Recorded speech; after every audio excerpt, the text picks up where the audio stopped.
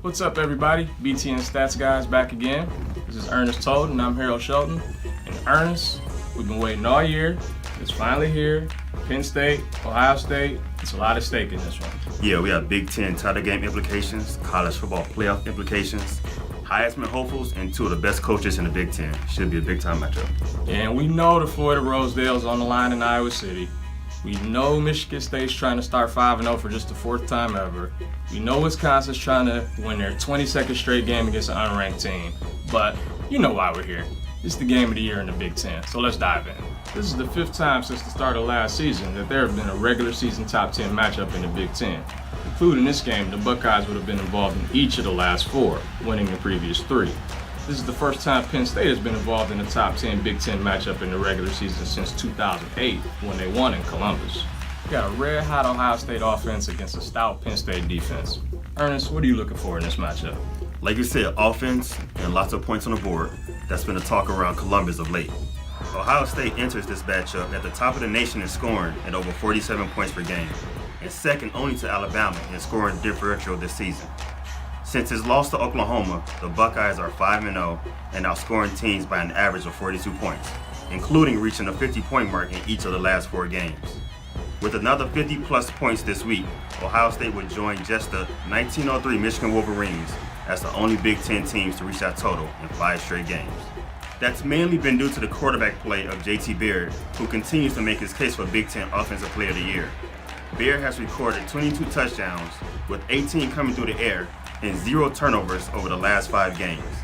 But he's had his struggles against top teams in his career. Baird is just 1-2 all time, with 0 touchdown passes, 4 interceptions, and 14 times sacked against AP top 5 teams.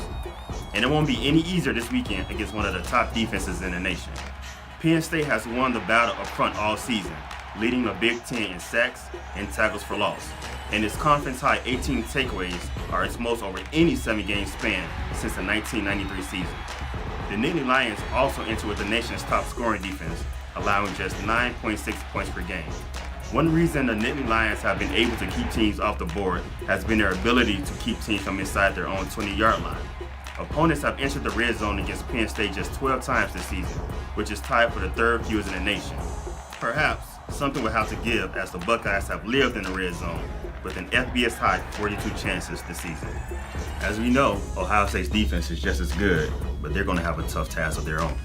Yeah, Ohio State's defense won this matchup last year, holding Trace McSorley to 8 for 23 passing, but these Nittany Lions seem even more dangerous in 2017. I'm looking to see how the Buckeyes handle Saquon Barkley and Deshaun Hamilton in space. Hamilton leads the Big Ten with 13 catches of 20 yards and did most of his damage out of the slot last week. Barkley already has a career-high 32 catches and has 9 plays of 40 yards from scrimmage, which is the second most in the nation, including a 42-yard touchdown catch against Michigan. The problem is that Trace McSorley has been sacked 15 times in the last 4 games, and they play an Ohio State defense that is 5th nationally in tackles for loss per game and has allowed just 11 points per game since their loss to Oklahoma. So we saw a classic finish between these two teams last year. Don't be surprised if we see another one this weekend.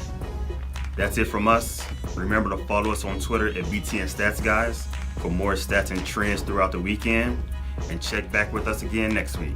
Enjoy Week 9 of Big Ten football.